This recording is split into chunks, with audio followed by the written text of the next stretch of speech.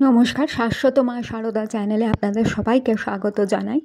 আমরা সবাই আবার একত্রে উপস্থিত হয়েছি ঠাকুর মার ভক্তগণ একটি বিষয় আলোচনা করতে, যেটি জীবনে চলার পথে খুবই গুরুত্বপূর্ণ। আমরা সবাই জানি যে জীবনে চলার পথে আমরা নানা রকম বিপদের সম্মুখীন হই, সে অর্থনৈতিক হোক, শারীরিক হোক, মানসিক হোক, প্রিয়জনের অসুস্থতা হোক, এইভাবে বিভিন্ন ধরনের বিপদের সম্মুখীন আমরা হয়ে থাকি, যা খুব যন্ত্রণা দেয়।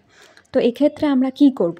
সেক্ষেত্রে শ্রী শ্রী মা সারদা দেবী বলছেন যে আমাদের একটি নাম জপ করতে, অন্তত দিনে 2বার বা 3বার বা যতবার সম্ভব। সেই নামটি হলো রামকৃষ্ণ নাম। এই নামটি নিদেন পক্ষে 11বার বাসে বিছানায় বসে দিনের সমস্ত কাজ শুরু করার আগে আপনারা জপ করতে থাকুন, এবং আবার যখন রাতে শুতে যাবেন তখনও এই নামটি জপ করতে থাকুন। এই সঙ্গে ঠাকুরের কাছে নিরন্তর প্রার্থনা জানান যাতে আপনাদের সমস্ত বিপদ কেটে যায়, এবং মনে মনে ভাবুন যে এই সমস্ত বিপদ থেকে ঠাকুর আপনাদের ধীরে ধীরে মুক্ত করে দিচ্ছেন। ঠাকুরের ছবি যদি সাথে থাকে তো আরও ভালো হয়। তার ছবির সামনে বসে এই নামটি 11বার জপ করতে পারেন, রামকৃষ্ণ নাম। বা ছবি ছাড়াও আপনারা মনে মনে বসে বা শুয়ে বা আপনাদের ঠাকুর ঘরে যেভাবে আপনাদের সুবিধে সেইভাবেই আপনারা এটি করে যান। ধীরে ধীরে দেখবেন যে সমস্ত বিপদ কেটে গেছে।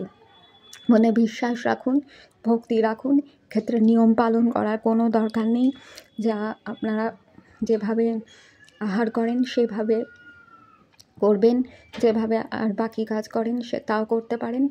এবং সূচি অসুচির ব্যাপার নেই মহিলাদের ক্ষেত্রে।